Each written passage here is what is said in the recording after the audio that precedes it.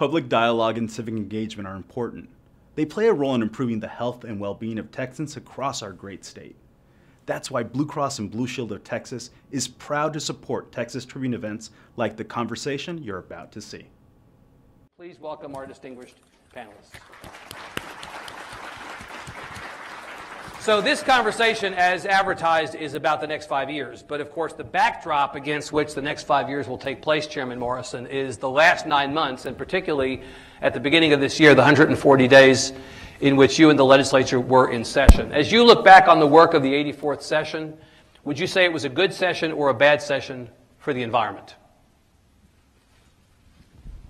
Well, I think, of course, it was a good session for the environment because I think there were a lot of issues that we looked at and addressed. There were several pieces of legislation. I think looking forward for the next 5 years of what's going on in our state with all of our oil and gas exploration, with water issues and looking for more water and looking at desal, such as one of the things we're going to be looking at. There's a conference this week on desal. That looking at environmental issues, I think we did have a good legislative session, and I think that we're really planning for the future because we know that for the future we have to take care of our resources, and I think we're planning to do that. What would you say was the most important thing that your Environmental Regulations Committee did during the 140 days? If you had to pick one thing, what would that be?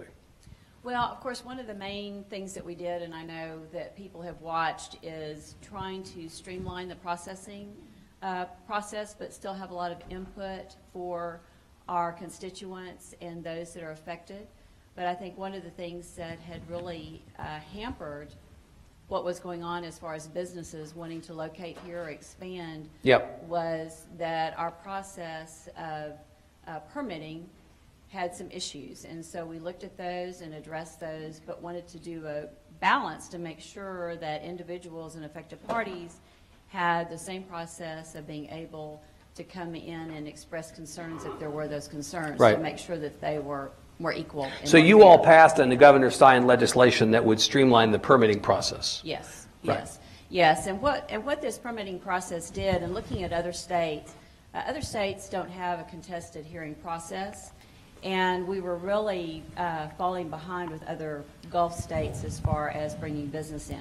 Yep. And our permitting process is a lot more stringent than the EPA's. And so we wanted to make sure that we were in line, that we had a delicate balance to make sure that affected parties had the process and continue to have the process, but that we didn't keep stringing it out to 18 months, 2 years or longer when a business was applying and had conformed to the rules. And when you had other states in the Gulf states, such as Louisiana, giving you a 6-month surety that they would have your permit done.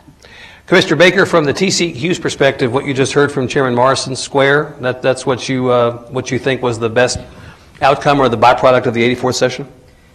Yes, you know, the contested case process is probably one of the best processes that we have in the state as far as allowing the public to have access to the process. Right. And the biggest bottleneck that was there is really the time piece of that. Is that sometimes that just gets strung out for months and months and months. And I think that what the big issue that was solved is sort of that time component, and trying to bring that time component down a little bit. It still allows everybody access to the process, but I think it puts some reasonable boundaries on what that time. How is the environment going to be improved by that? I'm not necessarily taking the position that it's not, but if I ask what was the biggest bit of environmental policy out of the session, and the answer is, Commissioner Baker, the answer is that we streamlined the permitting process for businesses. How is the environment helped by that? Well, I'm going to pivot a little bit and say I think one of the big environmental things that came out of this, as I look at environmental problems, is transportation.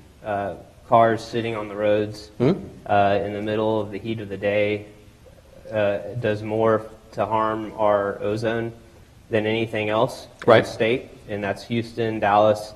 And I think if we look at the funding for transportation and trying to get those cars moving, that it's not something that would have gone through your committee, so it's. But it was a big byproduct of this session was transportation funding, which theoretically will advance projects that in turn may reduce congestion. That would reduce ozone. Yeah. I think would have a direct impact on ozone because the cars are most inefficient from 0 to 20 miles an hour. Right. So if you can get them moving, that solves a lot of our that goes a long way in solving our ozone issues. Chairman, you used to be the head of what was the predecessor agency to TCEQ, TNRAC, Texas Natural Resource Conservation Committee, and now you are an advocate. Now you're working with the Environmental Defense Fund on clean energy. You've seen both sides of this conversation. Do you, as you sit there today, think that this was a good session for the environment? Well, I have a slightly different perspective. Let me say this at the outset. Those individuals who are in policy positions at the state level have huge responsibilities of trying to balance various competing concerns. But we are concerned that, for example, with regard to the contested case process, there may have been a need for reforms, but one of our big concerns is that the burden of proof was shifted from the entities trying to get the permits to citizens. And we're concerned about citizens' ability to carry forth concerns that they may have because of the resources required in connection with that shift. And secondly, we were very concerned about legislation that passed that did not go through the Madam Chair's committee, but that had the effect of reducing local government's abilities to regulate at some level oil and gas production for the purposes of protecting public health and safety. House Bill 40. That's correct. Came out of the conversation about the Denton fracking thing. That's correct. Right. So we left the session very concerned about that. We feel that local governments in Texas have played a very positive role in, while promoting economic growth, making certain that public health and safety concerns of citizens were protected. Okay. Professor Wetz, I know this is not really your core area. You're more of an academic, and you do study of work on the coast, and you're more concerned about that than stuff from the Capitol. But outside of Austin, presumably people in your position do pay attention to what happens and are concerned about whether or not that work is benefiting the state. Do you have an opinion about anything that happened over those 140 days that might bear on this conversation? Before we look ahead. Well, I haven't followed specific pieces of legislation, but certainly I think anything that can be done to bring in additional scientific perspective on some of these regulatory issues is certainly welcome. And so what Mr. Hall was suggesting about putting the burden on citizens in some of these cases, right. It would seem to me that would remove some of the scientific viewpoint or standpoint, or the ability to put good science towards addressing some of these issues. Yeah. It's a resource issue, and so I think putting that on the citizens, that can be tricky. More of a challenge. Yeah. Commissioner Baker, you talked about the congestion that the state encounters now from a transportation standpoint. Our state is very fast growing, as you know, 27 million people in the state. Population of the state is expected to double by 2050. The boundaries of the state are not going to expand, just the population inside the state.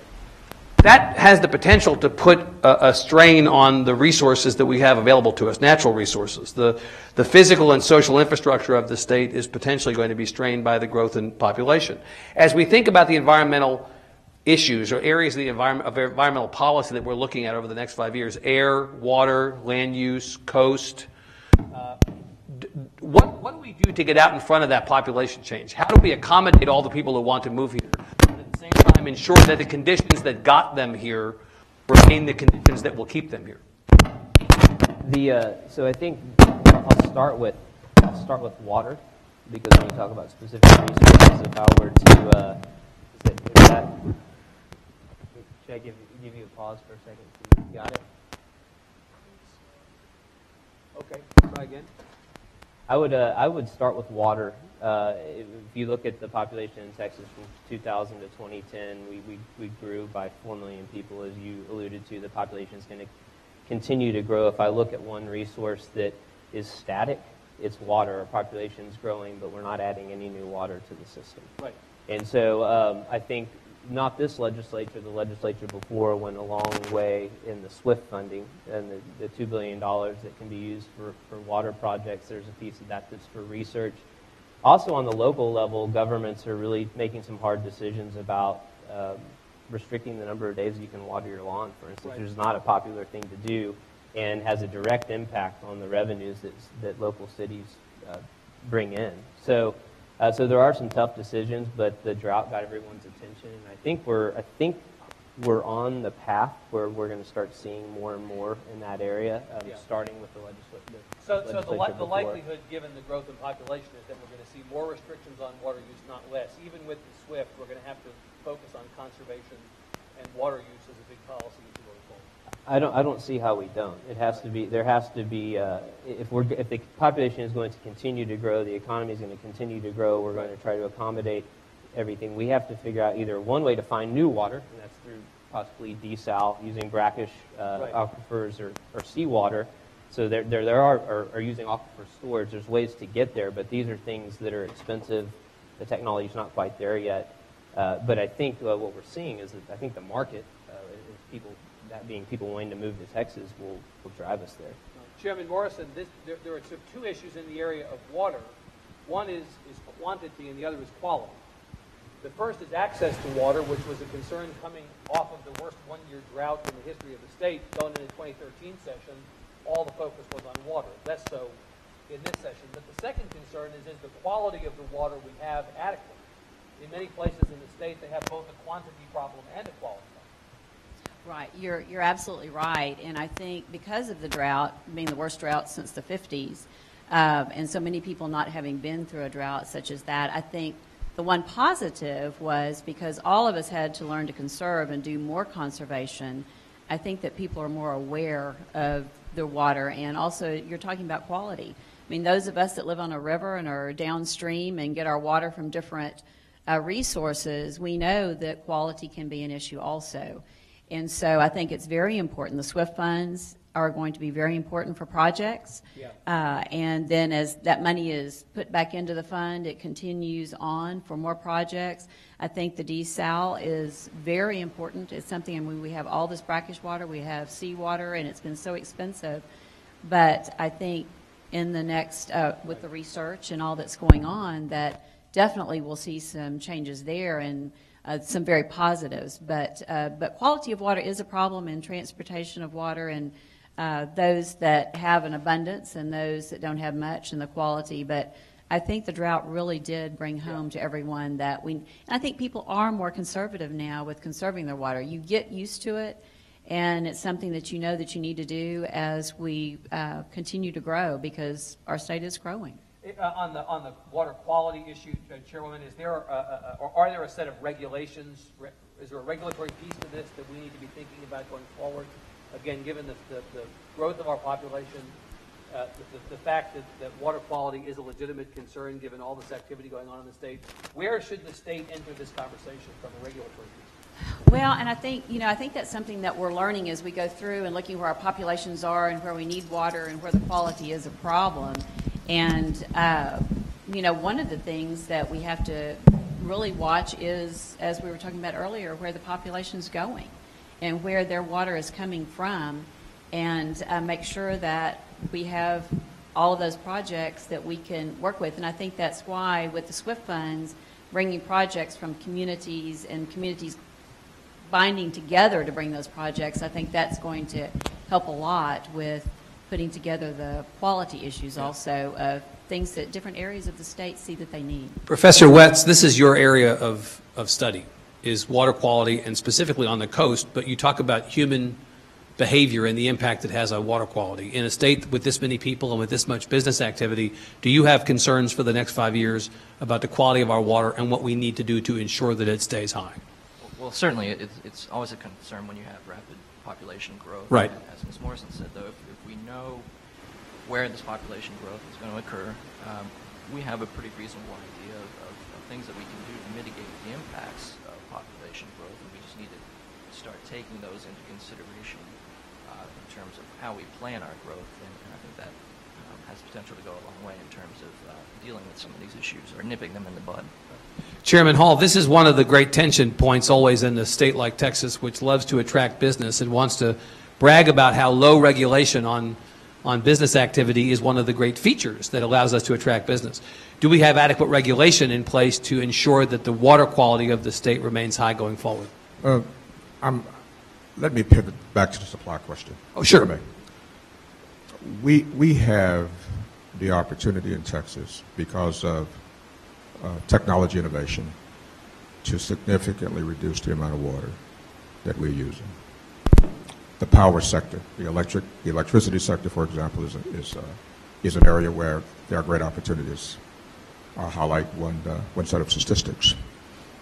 The Texas Water Development Board, the agency in the state that has responsibility for water planning and financing, has projected that over the next 50 years, we will need to add 4 million acre-feet of water to make sure we have adequate water supplies for our economy and our citizens. And that's given the population trends that we're seeing. 27% of that 4 million acre-feet is projected to go to the power sector. We are engaged in some research at Environmental Defense, which shows that Texas has great abundance of clean energy resources. For example, we have more natural gas reserves and production than any other state. We currently generate more wind than any other state and have more potential than any other state.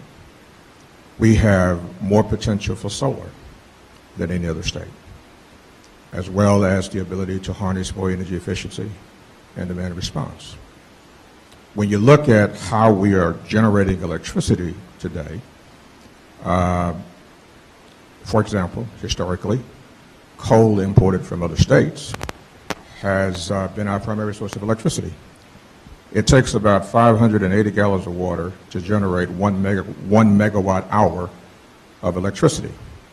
You contrast that to wind and solar, essentially require no water, as does energy efficiency and demand response. So all of those things contribute to the possibility of our being able to get through our water problem much better over the next 5 years. Correctly. If we pivot to clean energy. If we pivot to clean energy, for example, it appears to us that as the state deploy increased utilization of our clean energy assets, we could potentially eliminate much of that projected 1.1 million acre-feet of water that the power sector will need. That's a lot of water. Yeah. That represents almost 25 to 30% of what is projected that the state will need over the next 50 years, and we save the enormous cost associated with it. So I'm hopeful and I'm optimistic that as we proceed, we will begin to recognize that there is, in fact, a nexus between our water policy and our energy policies, and also that can be extended to the transportation sector. I think we need to become more sophisticated in recognizing the interactive nature that goes on across all of these policy Right. These areas. are not policy areas that exist in silos. That's correct. And, right. and I think that if we shift our focus and embrace the fact that there are interrelationships among these policy areas, right, we can get to a place where we're utilizing a whole lot less energy and water in certain sectors that is far cheaper than the other options that we may be looking at. Right. Commissioner, you want to get in on this? Yeah, I don't disagree with Mr. Hall. I'd layer on top of that, though, that agriculture is our largest water user in the state. And so yes. While energy is an important piece, if we focus on better agriculture techniques and more innovation there, I think we have huge gains that we can gain. And are we heading in that direction from a policy standpoint? I think so. I think universities across the state are spending lots and lots of time to research ways in which that's the case. Let me stay with you, Commissioner Baker, and ask about this additional question, and that is about air quality. So we were talking about water a little bit. I wanted to sort of touch on air for a moment. You know, we seem constantly engaged in a fight with the federal government over the Environmental Protection Agency. Chairwoman Morrison talked about the EPA briefly earlier. In terms of what the federal government expects or wants of Texas and whether it's restricting our business activity and whether the EPA has been somehow an impediment to the quality of life we want in Texas. From the TCEQ's perspective, this pushback against the EPA that we've seen first under Attorney General Abbott, now under Attorney General Paxson, That's pretty much what you guys want, right? Well, no, I don't. That's going a little bit far. The reality is, and Mr. Hall can attest to this, that TCEQ and the EPA are partners on much more than we actually butt heads on. So are you in opposition to the decision of the state over the last couple of years to push back on the EPA? No, I think we've pushed back on the right things, but the reality is most of the programs that we have at TCEQ are linked directly to the EPA, and we are the state. We are implementing those policies on the state level, federal policies on the state level. And so what gets lost in the conversation is that somehow we are at odds with each other on every issue. The reality is we actually work with EPA very closely on many issues. Yeah. There are absolutely certain areas where I think we maybe disagree on the right path forward. Give us an example of a couple of the issues, or even one issue on which the state of Texas and the EPA are at loggerheads, and one that would be, again, within the realm of the next 5 years. Help us understand an issue on which you think maybe the federal government has it wrong and we have it right. Well, one that where we were proven to be right was flexible permits. The EPA said that our flexible permit program was not in line with the Clean Air Act, and that program had been in place for, I think, 16 years when they made that decision. It was put in place when Governor Ann Richards was in office, and so that program in particular, which allows plants to sort of move under a cap to be able to operate most efficiently, was questioned, and we disagreed and thought it was a very good, efficient program, and we, at the end of the day, I think we were correct in that. What about what's happened more recently with the President's Clean Power Plan? This is the President, I think it was unveiled about a little bit more than a month ago, to try to get a handle on carbon emissions, climate change, and all that. The state has obviously not responded favorably to the President's initiative. Help game this out for us. What's likely to happen here? We're obviously not only taking a back seat in the effort to push back, we're in the driver's seat, as we typically are on these issues, in pushing back against that plan. Well, I would start with, we regulate greenhouse gases in the state. We actually issue permits for greenhouse gases, and most people don't know that, but we actually do regulate those in the state. I think where the Clean Power Plan comes in is that, and I'll start from a very sort of high level. If you look at what the cost of solar is doing as far as is it becoming comparable with some of our traditional forms of energy, what that's doing, so on-demand solar, and then you look at a guy like Elon Musk who decides, hey, I'm going to start building home batteries. It's not that far out of the realm of possibility to say, we don't need the Clean Power Plan. The market's taken us exactly where we need to be because solar's almost there as far as being competitive. And so that's where I would first start with that.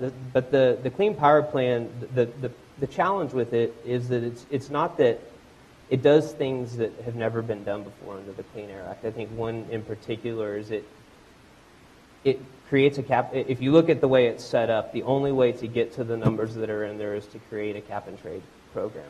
Right. And so, but what that means is that there has to be something built outside the fence of your power plant.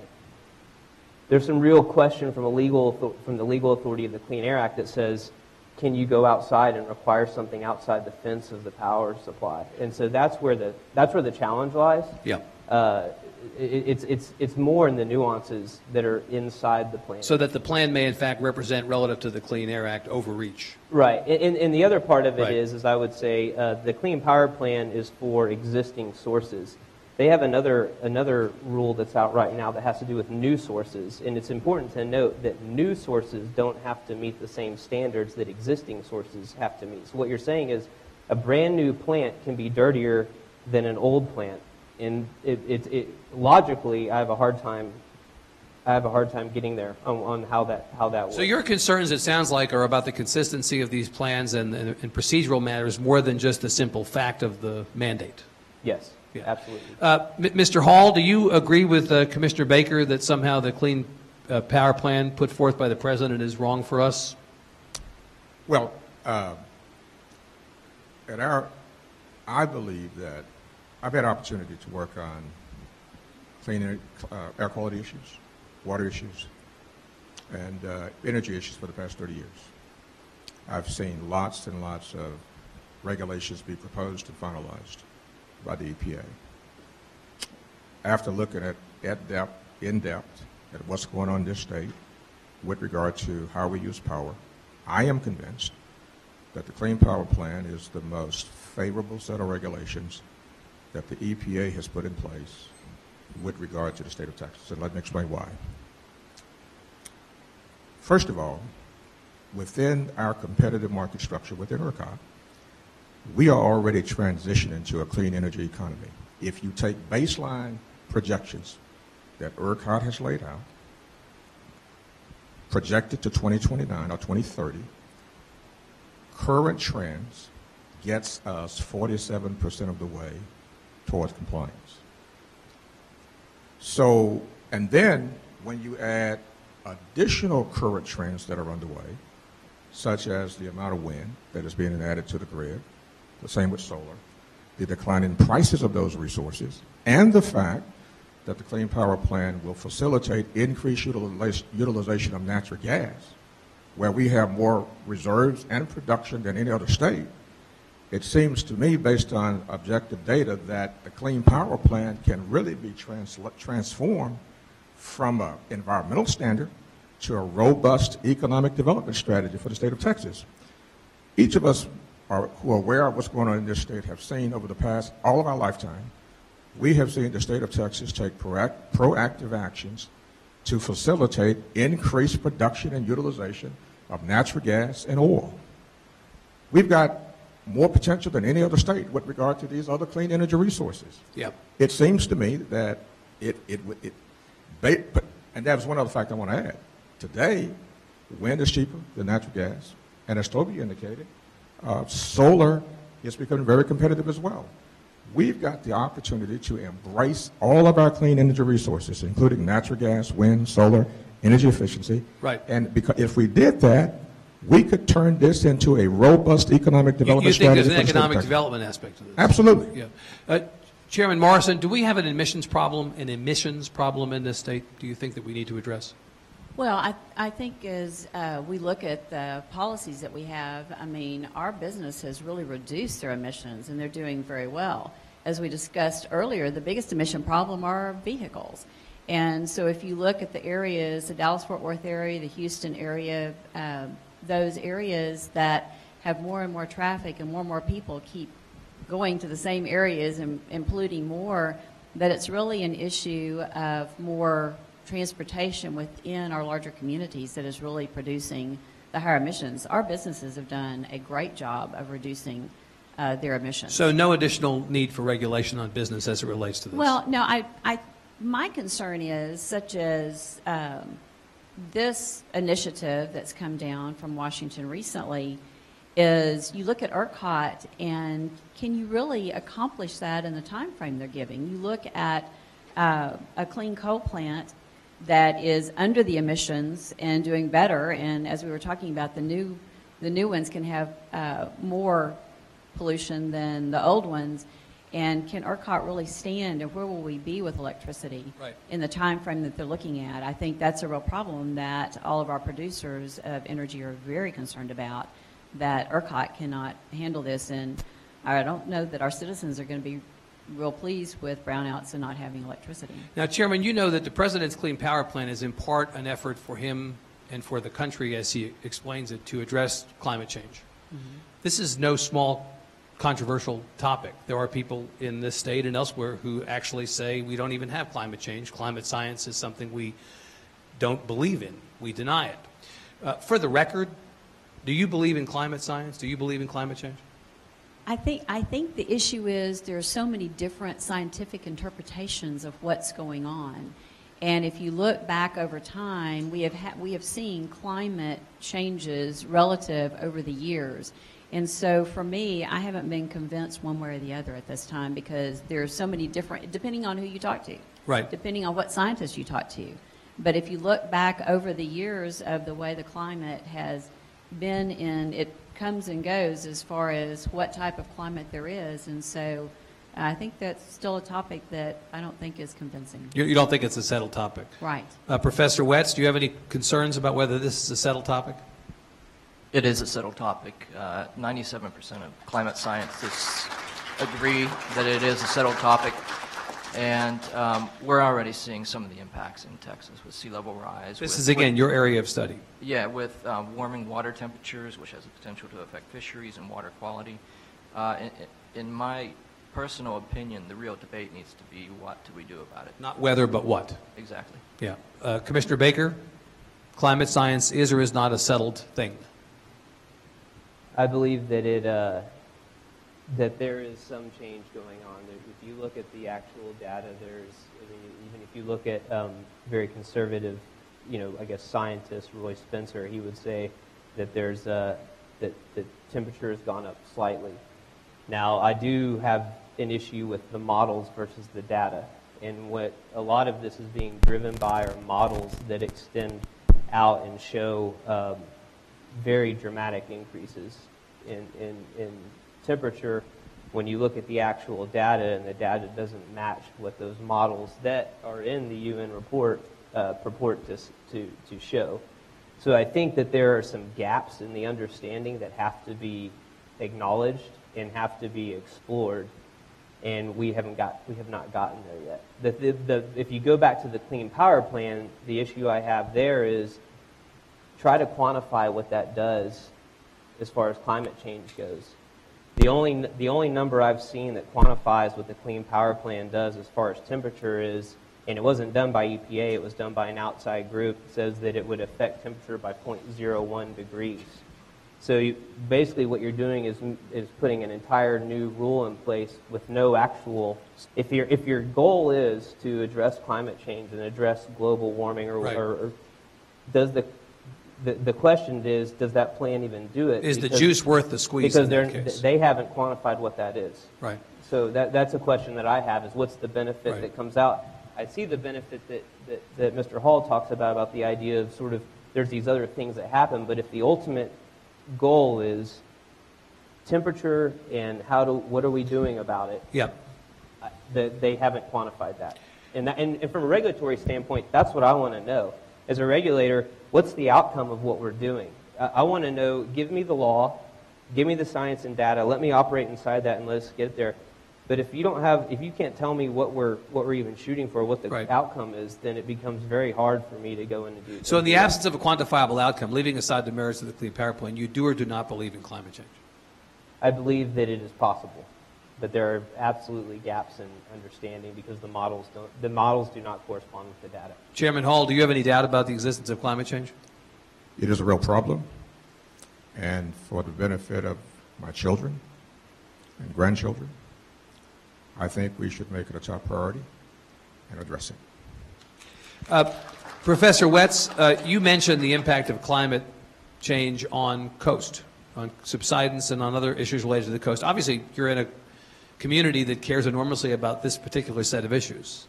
So as you look out 5 years, what are the biggest challenges from the standpoint of coastal management, coastal erosion, life in this area of the state, and the degree to which the coast gets what it needs out of Austin and Washington? Tell us what you think the policy stuff should be over the next 5 years.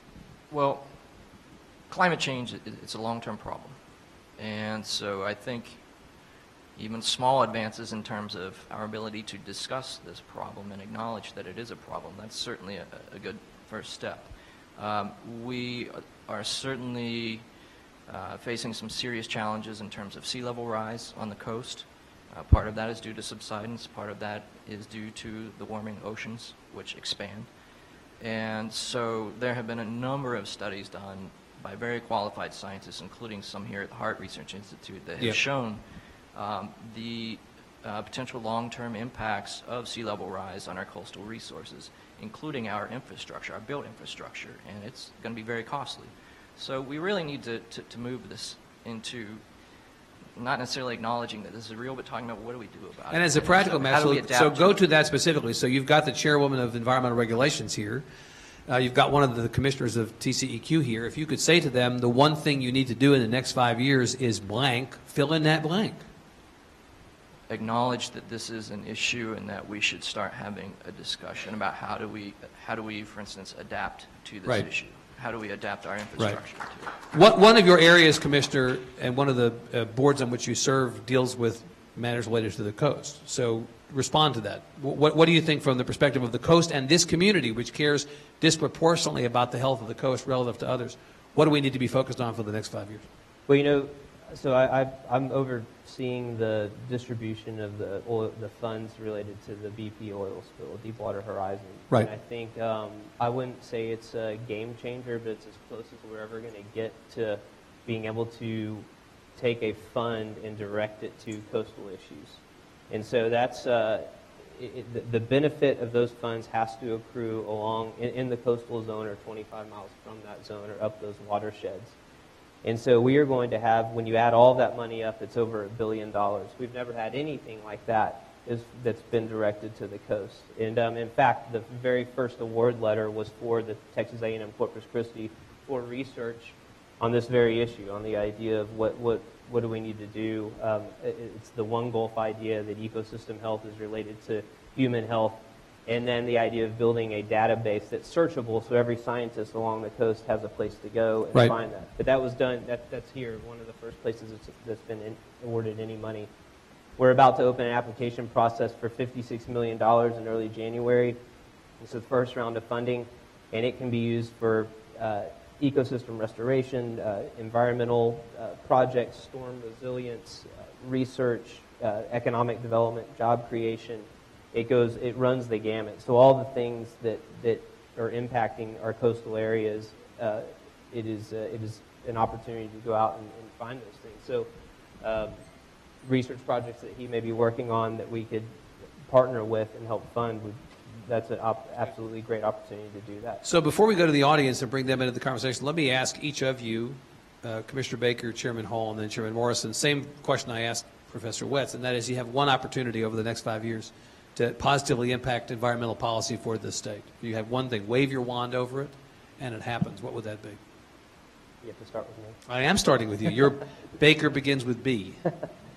Go down the list. So I would start with, can I do two things? Sure. So one is... we'll edit out the second one in post. That's fine. So one is the ongoing challenge we have from just a health perspective is ozone in our major cities. And we, in getting in transportation, I think, is the issue there. If we can figure out a way, a long-term strategy to solve our transportation problems, I think that we go a long way in addressing that issue. That certainly thematically has come up a couple times. Right, that's a good takeaway. And if I live in Austin. Austin's the only thing we're dealing with as far as the environment goes from an air perspective is transportation, and so there's nothing else to control there. There's no heavy industry, but that still has an impact on everybody around us. The second thing is the ongoing commitment to new water supplies and technology and research in that area.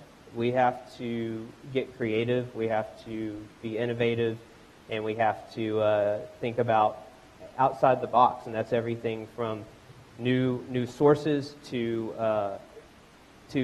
even regulatory and legal schemes that are in place right now. Do they need to be updated? So all of that combined. Transportation and water. Mr. Chairman, what do you say? I would say compliance with the Clean Power Plan and even surpassing compliance, and let me explain. Yeah. First of all, I think the federal government has put in place already policies to curb carbon emissions from vehicles and the power sector. Together, they account for almost 70% of the carbon pollution in this country. I think that's very significant. And because of those efforts, we saw last Friday China come to the table for the first time and make significant commitments to reduce their carbon emissions. Well, in fact, they're going to put a cap-and-trade plan in effect, I think, by 2017, right? That's correct. Yeah. The U.S. and China are the two economic powers of this climate, on the face of the earth. And I think the fact that they're partnering together is very significant. But let me go further and tell you why I suggest a Clean Power Plan. There are enormous benefits that Texas is in a position to reap because of the Clean Power Plan.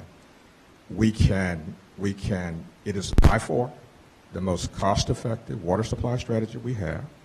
We can potentially save 1/4 of the water that is projected we will need over the next 30 years, over the next 50 years. It reduces ozone emissions by at least 25% because of the other pollutants that are reduced. and it can grow our economy. High technology is our future in terms of economic growth. The clean tech sector is about utilizing technology and innovation and progress to maintain and enhance our quality of life while we produce less pollution. So when President Trump is elected, is inaugurated, won't he get rid of the Clean Power Plan and all this will be for naught? Well, you know, I think his CO2 emissions level would be higher. Is that right? Is that just out of him as opposed to? Well, yeah. I've been around. We do have, I mean, in all seriousness, we do have a presidential election, and in fact, presidential mandates will kind of wax and wane depending upon the outcome of the election. And I've watched elections come and go for the past 30 years, when there were predictions made that when the Congress changed or when the president changed, all of the clean air regulations go away. Right. That has not occurred. Okay. I don't think that will be occurring in the future because the American people overwhelmingly support us doing a better job of protecting the environment. Madam Chair, in some ways, you are the most powerful actor up here because you're chairing a committee that, you know, you're going to affect the on-the-ground policy for these next 5 years. So what's your big swing at the ball for the next 5 years? I think about three things, actually.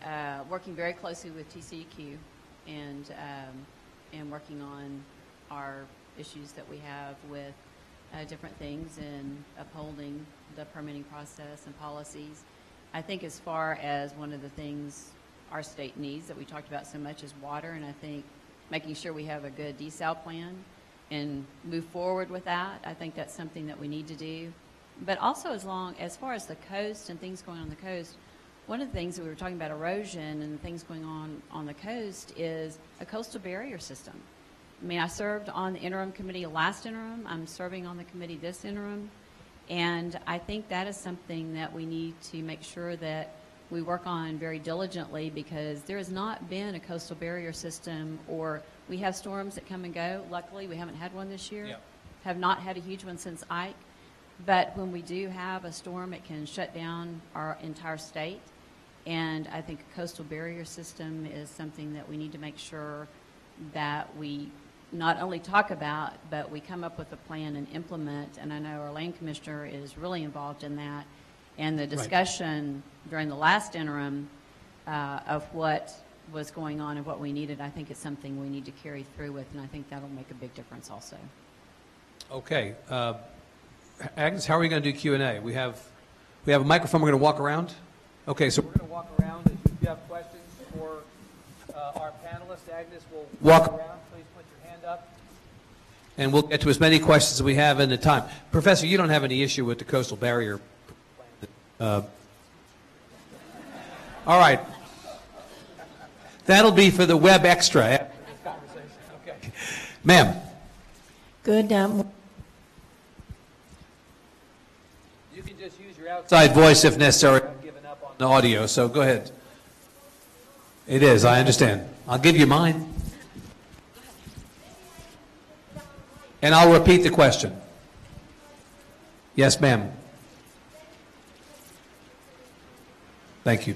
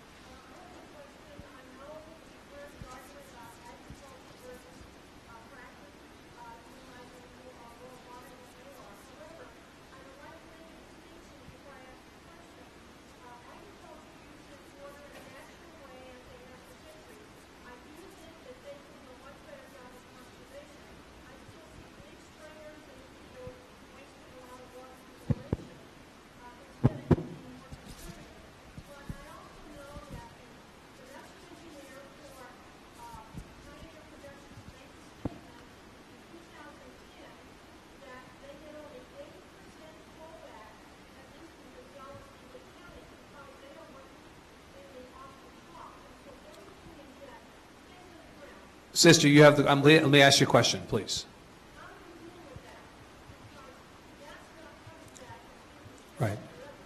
Chairman Morrison and Commissioner Baker, let me ask, do you think that the energy industry is doing a sufficient job to the degree that the sister is talking about? Well, since I'm don't regulate the Railroad Commission. I think some of that's really more Railroad Commission and might as with TCEQ, but a lot of that regulation I think more goes with the Railroad Commission and what their regulatory. That's correct for us too. That is a Railroad Commission. It's actually not, people would assume that's under our purview, but it's actually not. That's under the Railroad Commission's umbrella about what goes down the hole. And so so I can't speak to, I know they have passed recycling rules and they've put those in place and they're starting to get more and more recycling.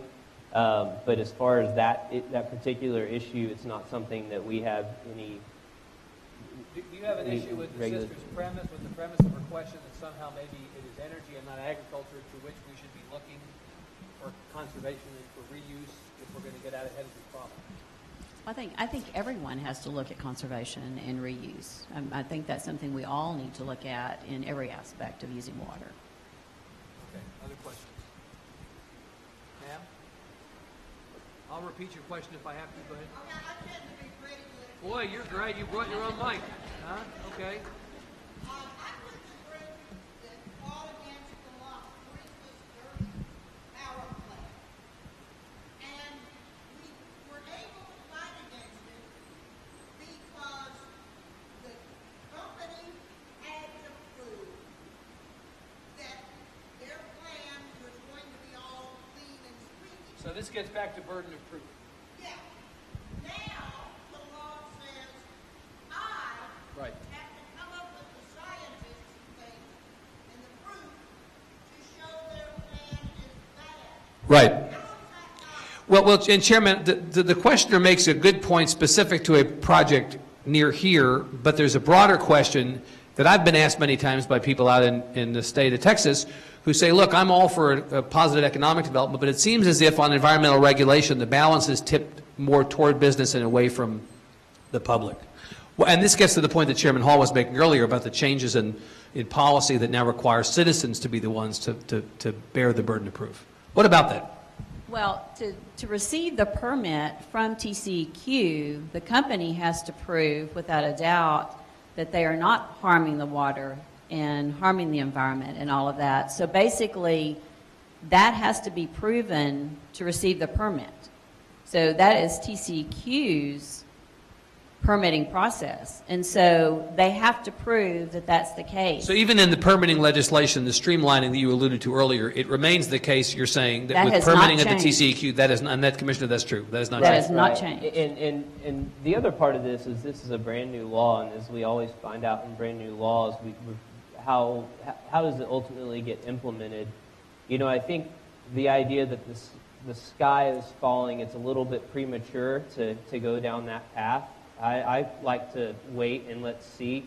I think that the legislature is, if there are things that need to be addressed as we move forward, I could see that it being addressed, but I don't think we haven't seen this process even work yet. So it's a little bit tough for me to say, yeah, this is going to completely upend everything and turn everything on its head without actually seeing some real effects. That how does this actually play out? Mr. Hall, you were in office as an appointee at TENRAC back before any of us were kind of in our current jobs. You've seen this longer. You've been more veteran at this than anybody. I'm saying you're old, basically, but you're more veteran in this area, in this discussion, than the rest of us. Do you believe that the balance has tipped too heavily in the direction of business and away from the public?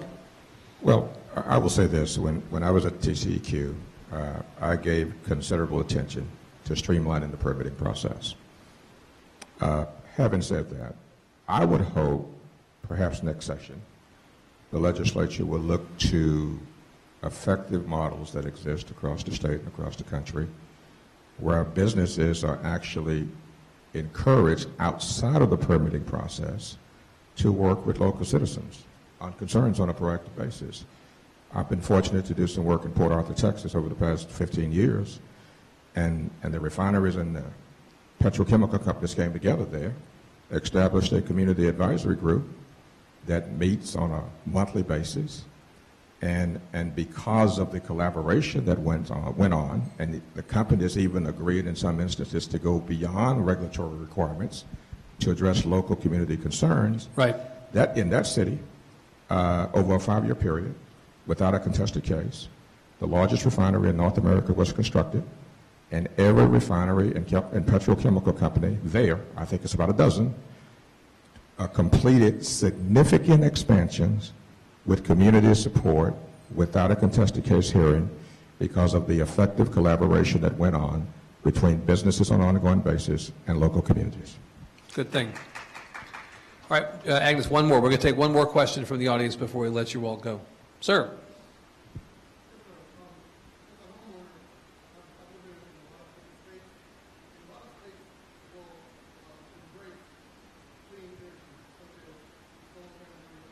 Right.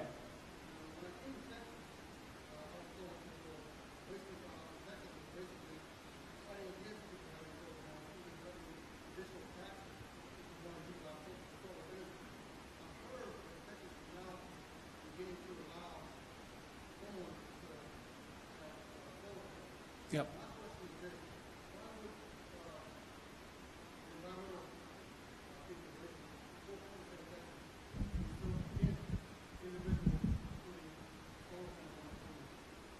Madam Chair, is it true that the state was discouraging the use of solar panels on homes? Well, that was before me, but I think some of the controversy was as much with homeowners associations, not the state. There were a lot of homeowners associations that had rules and regulations of what you could and could not do when you built in a community when you bought a lot. So I really don't think it was a state issue. It was more of a homeowners association issue. And if I may add, please. A bill was passed this past session, I believe with the chairwoman's support, that restrict property owners association, homeowners association from carrying forward that restriction in the future. And you're correct, that bill was passed because it was looked at that homeowners associations had too much power. You need to have certain powers, but you can't get to a point where you're hurting things like this. And so that legislation was passed this last session. Well, I'm being told we're out of time. What a great conversation, and how lucky we are to have had our panelists here. Please join me in thanking our great panelists, Commissioner Baker, Chairman Hall, Chairman Morrison, and Professor Wetz. President Killebrew, thank you, and to the staff of A&M Corpus Christi for being here. Thanks to Agnes and the Texas Tribune staff for putting this event on, and thank you all for coming. Appreciate it.